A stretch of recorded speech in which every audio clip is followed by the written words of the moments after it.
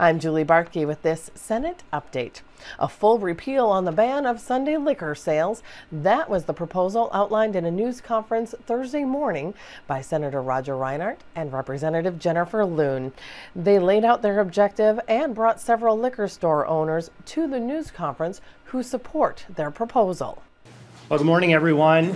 Thank you for being here with us. We're going to talk about a topic that most are pretty familiar with at this point, but we're also going to invite a few other people to speak on the issue of Sunday sales as well. So I'll begin. My name is Roger Reinhart. I'm the state senator from Duluth. I've been the Senate author of this bill for a few years now. Most in the media and the public will remember that 2 years ago we shared with you, Representative Loon and I, a whole spectrum of bills, from the small end, which would have allowed the Sunday sales of growlers, a product that liquor stores in Minnesota don't carry, but is important to the booming craft beer industry in Minnesota. On the other end, a full repeal of the Sunday sales ban. Minnesota is one of only 12 states in the country to still retain that post-prohibition blue law. You may also recall that none of those were successful. So from my perspective, as we approach this biennium in the year 2015, there's really no reason to offer this full array of choices anymore. And so we'll be only working on a full repeal of Sunday sales. Representative Loon can speak to her bill, which was already introduced. My bill will be read in the Senate for the first time today, and it's just a straight up full repeal of the Sunday sales ban. And I would just share from my perspective, not only did the full array not go anywhere, we couldn't find any reasonable approach to make any forward progress on this issue 2 years ago. But clearly the public understands the Sunday sales issue. You know, it polls consistently at over 60% in favor of the repeal. The public gets that all this does is allow consumers to make a choice and business owners to make choices about how they operate their business. It's probably the thinnest bill folder I have in my office, and it's probably the shortest bill I will offer this session. It's not complicated. So we're just going to take a straightforward approach this session. And I would add that, you know, coming off an election cycle where this was an issue that people talked about and candidates campaigned on and candidates were surveyed on, I really feel that 2015 is the year to get this done in the Minnesota legislature. We have a governor who has said he will sign the bill. We have a Speaker of the House who is supportive. So we've made significant forward progress. With that, I'll invite my partner in the House, Representative Loon, to make some comments, and she'll introduce our guests that are with us today, and they'll make some comments as well. So thank you. Well, thank you, and good morning. I'm Jennifer Loon, State Representative from Eden Prairie, and very pleased to continue working in partnership with Senator Reinhart on this issue, one that I think is important for economic freedom and consumer freedom in the state of Minnesota. We are one of only 12 states that still ban liquor sales on Sunday, and the time has come for this law to be changed and to be brought into the 21st century. Consumers want it, as you will hear from just 4 small business owners that we were able to get here on very short notice. They want it. This is an issue that makes sense, and people of Minnesota understand that. So my bill was introduced. It's House File 231 on Monday, and I have at least 20 co-authors on there with me, a good bipartisan group of legislators. This is not an issue that cuts across party lines at all, and I think it's a great issue for us to work on bipartisanly, both within the House and in the Senate. And again, it's something that will speak well to the ability of businesses to operate as they choose and for consumers to shop as they choose in the state of Minnesota. So with that, we'll talk a little bit about where things look after we hear from our business owners this morning. But you know, there's been a familiar refrain from detractors on this issue that liquor store owners don't want this, that this is bad for business. And I think you'll hear some very compelling stories today that there are a large number of liquor store owners who want this change, who want the ability to manage their business and to serve their customers as they know best how to do that. So first with us we'll have Louis Stachus. He is the owner of Merwin Liquors and Ace Spirits, located out of Minneapolis, but he's got stores in other cities as well. And then David Hanson, and David is the owner of Hanson's Liquors in Stillwater. Nick O'Connell, owner of Booze Mart in St. Paul, and Tamara Kramer, who owns Vom Fass in the Mall of America. So with that, Mr. Dachis. Thank you. As I was introduced, I own 4 different stores. Merwin Liquors has 3 chains. It's a value chain of retail stores, and Ace Spirits, which is a craft beer and whiskey boutique. The 2 different brands keep me on sort of in 2 positions on this issue. On the one hand, in the Merwin Liquors side, we would stay open on Sunday. We would like the choice to stay open on Sunday. We feel that it, not only are our customers asking for it, but it would be hugely beneficial for our business. On the Ace Spirits side, we would also like to be open on Sunday, but have similar concerns to what other retailers have been raising, and so it would be our choice, in that case, to perhaps remain closed for certain hours during the week to make up for that time. And so what we're asking for is the opportunity to make those business choices to better serve our customers and to improve our business and to repeal these sort of antiquated laws.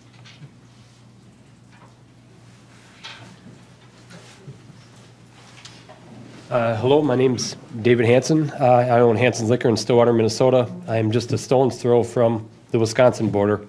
I basically just have to add on to what Louis said, is that my customers have said loud and clear that they want this. And I would just like the opportunity and the choice to be able to provide it. We sell a legal product in a legal and responsible way, and I should have the choice to be able to do that on Sundays without government interference. Thank you very much. Good morning. I operate Booze Mart in West St. Paul. I think it should be an easy issue. We're keeping our beer cold for the customer on Sunday. We're paying rent. We've got product in there that we need to sell, and we want to best serve the consumer. That's about all.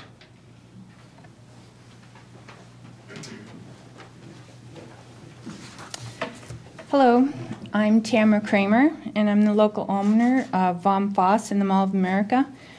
Vom Fass is actually 2 separate shops, off-sale liquor store and a separate shop for oil, vinegar, and spices. In the liquor store, we sell premium products in pretty little bottles, such as rare whiskeys, unique brandies, and specialty liqueurs. I strongly support the repeal of Sunday liquor sales blue laws for 3 key reasons. 1, my customers want the opportunity to buy products when it's most convenient for them. Secondly, it would generate up to $100,000 in additional sales revenue for me and increase the likelihood that I'll be able to open additional locations. And thirdly, it would create thousands of dollars in additional wages for my current employees. And if I can open more shops, it would mean more new jobs. I want to expand briefly on each point. So my customers are a mix of 50-50 mix or so of visitors and local residents at the Vom Fass Mall of America. On Sundays, while we're working in the oil, vinegar, and spice shop, we see shoppers stop to gaze into the liquor store through the locked door every day, several times a day. And they often come in and ask why we aren't open on that side. And I tell them that unfortunately in Minnesota, shoppers are not able to buy liquor on just any day that's convenient for them. My customers are educated, they're worldly, discerning of quality, and they travel the U.S. and the world through literally and through TV and internet programming, learning the art of fine food and drink appreciation. They are often 2-income households who want the option to shop at Vom Fass on Sundays, which is one of the busiest retail shopping days of the week. The second point is really about my business. It's painful for me to see those customers walk away without a purchase because at least half the time, especially if they're visitors, it's a long-term revenue loss for me because they aren't going to extend their trip just to shop at Vom Fass, although sometimes they're tempted to. To my little business, $100,000 is a lot of money, and it could mean the difference between success and failure for me. Sales revenue is also the go, no-go factor for opening 4 additional locations in Minnesota that I already have franchise licenses for. Thirdly, it's also about jobs. I created 13 new jobs for Minnesotans when I opened the Vom Fass in Mall of America last April. These are full-time and part-time positions for experienced workers that pay significantly more than minimum wage. I also hired 6 seasonal workers for the holidays. Sunday liquor sales means more staff hours and more earnings in my employees' pockets. If I open 4 more locations, it could create up to 50 new positions, including managers, assistant managers, and sales associates. I'm sure that we can all agree that profitable small businesses are important to the economic health of Minnesota, and I appreciate the leadership of our elected officials in creating an environment that supports new industries and businesses, even when it happens to be craft liquor. Our laws should support opportunities for all new businesses, including breweries, distilleries, wineries, and retailers of premium quality spirits. For me, this is about a new kind of customer seeking a different type of experience, one in which they savor little luxuries in life. It's not about a town drunk who doesn't plan well to buy their liquor Monday through Saturday. I would like the right to make the choice that's right for my business. Thanks for the opportunity to share my perspective. All right, well, we'll open for questions, excuse me, in just a minute. But again, I just wanted to thank our business owners, and they would be available for questions as well. But just a little bit about where we go from here. Obviously, we are pushing for hearings. I will be pushing very hard to try to get a hearing in the House Commerce Committee. I've already spoken with the chair, and I think with the encouragement and support of some folks in our leadership, primarily the Speaker, who's noted that his personal position on this is favorable. We could get a hearing to air, any concerns, additional support that I know is out there. And so we hope that that will be something we can get accomplished soon, and that the momentum on this issue is definitely continuing to grow. More businesses, more consumers, and that are stepping up every day. We would certainly encourage folks to contact their legislators to express their views on this issue. And with that, we'd be happy to take your questions. Representative, despite the support of the Speaker that you mentioned, what makes you think that the votes are there, given the previous lopsided results that we've seen in the House in particular? Well, I think it's fairly widely acknowledged, even among people who may be opposed to this, that it's just a matter of time before this change occurs. It's not if, it's when. And with every year that passes, again, there is more pressure, more growing momentum. And I think this year we are seeing a change in the political landscape that may allow this to be the year that it happens. Now, Senator Reinhart and I are both pushing forward with, sort of the broadest measure of repeal, just repealing the prohibition on Sunday. I'm realistic enough to know that the legislative process, and as it works its way through, we may have to make some tweaks to that law. There's been a number of other alternatives introduced, but the point is we need to get a hearing on this issue. We need to have the legislative process be working on this issue. Again, consumers are demanding it, business owners are demanding it, and it's time to do that. Those votes that have happened in the past have generally been an amendment sort of lobbed on the floor during discussion of a liquor bill, and a discussion that could derail other important provisions important to business owners and communities and that on the topic of liquor. So I'd like to see this actually moved separately as a standalone bill, not encompassed in other important issues pertaining to our liquor laws, and really have that open and thorough discussion.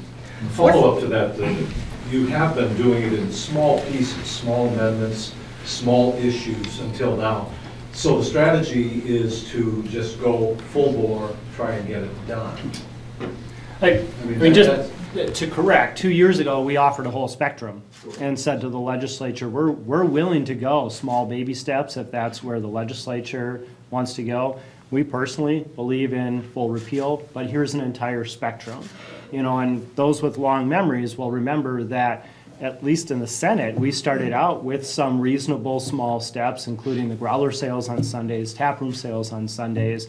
And then, as the process moved forward, those things were removed simply for fear. Considered that they were the crack in the door, and that the inevitability of a full repeal was just around the corner. I would concur wholeheartedly with Representative Loon that we're pushing hard to have standalone hearings on a Sunday sales repeal. The public understands it, the public is ready for it. I hear even from people who say, you know, I don't support that, but it's time that there's actually a vote on it. And so the question I continually get more and more as time goes on is, why can't this be on the ballot? Why can't we just vote on it? And I think we're both interested in working through the legislative process rather than punting for some sort of a ballot question. Would grower sales be included the way this bill is currently written? As you said, Absolutely. It's very broad. Yep, I mean, that's part of the approach is instead of piecing things out, you know, let's take care of the craft industry, let's take care of the micro distillers, let's take care of everyone, the store owners who want to have the choice by just removing the Sunday sales ban. And I think it's always important to restate, nothing in the bill would require anything. All it does is give store owners the opportunity to be open if they choose and give consumers the opportunity to make a purchase if they choose. If a store owner feels it's bad for their business model to be open on Sunday, or they feel it's spreading sales out over 7 days when they only have 6 days of revenue, they can choose to stay closed on Sunday, or they could be open on Sunday, which I think we heard from one of the store owners, and maybe close a different day or reduce hours somewhere else in recognition of consumer spending habits. Conversely, or likewise, I should say, if an individual doesn't want to make a purchase on Sunday due to their faith tradition or any other reason, there's certainly nothing that compels them to do so. All we're saying is let businesses have the choice and let consumers have the choice, as is currently the case in 38 of 50 states. I have a question for the owners here. Sure. You know, the common refrain we hear from the MLBA is that it's simply going to spread 6 days of sales across 7. And Louis, you've said, you know, you'd have to cut hours if that's the case. Do you guys feel that that's the case based on what you see? Yeah, come up to the mic, please. Whoever wants to take it. Well, I know for me personally, maybe I'm different than some. I am literally right on the border of Wisconsin. And being open Sunday would not be just spreading out the same revenue over another day. It would be extra added revenue for the store. And like one of the other members mentioned earlier, I mean, this absolutely could be the difference between success and failure for my store.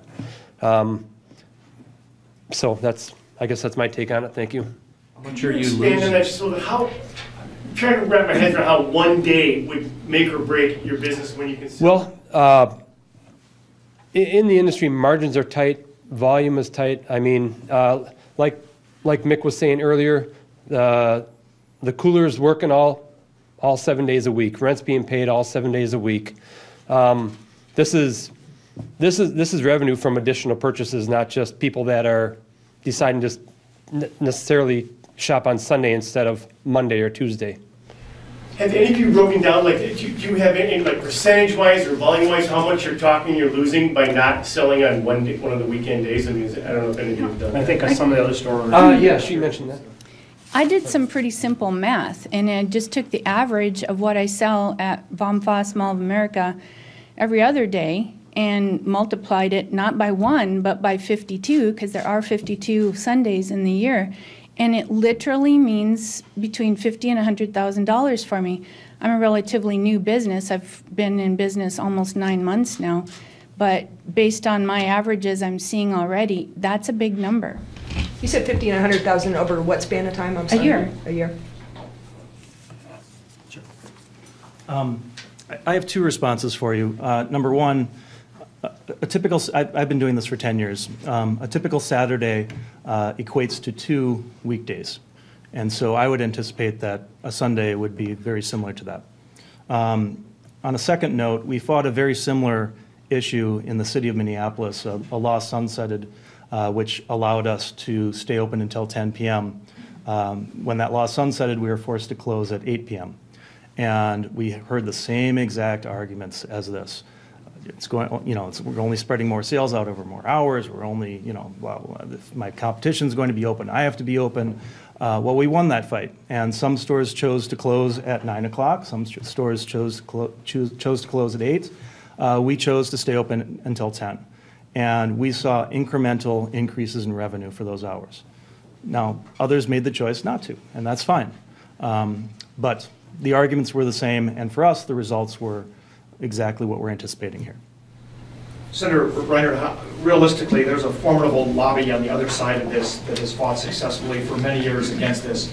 what's the likelihood you're going to overcome this year? Well, clearly, there's more momentum in 2015 than we've ever seen before. You know, we came off an election cycle where candidates were actually asked to take positions on this issue. I want to come back to the question about the House floor amendment, and I think Representative Loon addressed it. You know, that number gets cited frequently, but I served in the House. Floor amendments added at the last minute are not the vehicle by which you change controversial public policy. Members who may be supportive are not going to jump onto that. You know, I would point towards what happened in the Senate, where the ability for the growlers to be sold on Sunday was in the Commerce liquor bill and then was pulled out. And in the Senate, we saw 40 plus, I think it was 44 or 46 members say put it back in, and the bill was actually withdrawn. So to your point, Tom, there are certainly powerful forces on the other side of this. You know, what is on the pro side of this is the people of Minnesota. You know, here we are, a state that in the last couple of years has made marriage equality law, has dealt with the issue of medical marijuana, but somehow liquor sales on Sunday is too much. That's a bridge too far. I think the people of Minnesota are ready for this. 38 other states have figured out how to do it. Every state on our border, including both provinces, have figured out how to do it. You know, the 65+% of Minnesotans who want this deserve to have their voices heard with a hearing and a floor vote on the issue. But specifically on the opposition, I mean, last spring you were close on the growler question, and then the Teamsters scuttled it at the end. Specifically, are you in negotiation with that union? Is there some reason to think there will be a different approach on their part or something? Tell us about any update on that from last spring. Well, I mean, I'll let House leadership talk about whether they're beholden to the Teamsters Union or not. But clearly 40+ members of the Minnesota Senate were not when we took a vote to put that language back in the bill. So, I mean, you may recall they made a big production of stripping their endorsement of me, which I think was unfortunate. Most of their issues revolve around transportation, a committee I've served on every year I've been at the legislature. So I'm disappointed they broke that relationship, and so their concern on this issue really is not my concern anymore. So no, you're not talking with them. What about you? Well, and I have talked with some of the my colleagues in the House about this, and I will say publicly, I am happy to put language in the bill that would make the Teamsters comfortable and supportive of this bill. As I understand it, their concern is having to have their members working on the weekends to make deliveries. And I know that liquor store owners can manage their inventories and operate in a way that that would not be necessary. And I'd be happy to write into the language of the bill that they would not be required to make deliveries on the weekend. So if the Teamsters are listening, please come and see me. I'm in room 449. My door is open. I actually have draft language now, but if they want something changed, I'm happy to accommodate them. Is this for both of the sponsors, is this the last year you'll make a run at this at the legislature before just putting on the ballot? You know, I think it's really too early to make that assessment. You know, it's January, and you know we've got a ways to go, and we've got a 2-year, cycle legislative session ahead of us. So I think it's a little too early to make that assessment. What are you hearing from liquor store owners outstate inside this border, where they may have fewer competition concerns? Are they in support of this? I think that what you hear, certainly what I hear in northeastern Minnesota, is that if you're on a border, you're at a strong disadvantage. And so one of the things I think that map illustrates is that 75% of Minnesotans are in a legislative district within 30 miles of the border. You know, what the map is meant to illustrate is that Minnesota is not an island. You know, no one argues that we lose revenue by not allowing these business owners the opportunity to be open on a Sunday. They only argue over how much. And in a body that is always concerned about revenue and how it's raised and how it's spent, my strongest position on this is just allowing people to have the choice. But right behind it is sort of an incredulistic feeling of why would we just ignore this revenue. So I think that's what I didn't put that map together, but I think that's what that map is meant to represent. And certainly representing a district that sits on a border. There is no coincidence that every bridge from Minnesota to Wisconsin has a liquor store at the bottom of it. That's true of the 3 in my community, and I think it's true for every bridge going up and down the border. Outstate and not on the border, though, are you getting support for Sunday sales? Well, again, we haven't had a hearing to draw forth numbers, but again, when organizations opposed to this are saying that all their members are lockstep behind them, we know that's not true. There are members of the MLBA standing right here in front of you today. So they don't speak for every member of their association.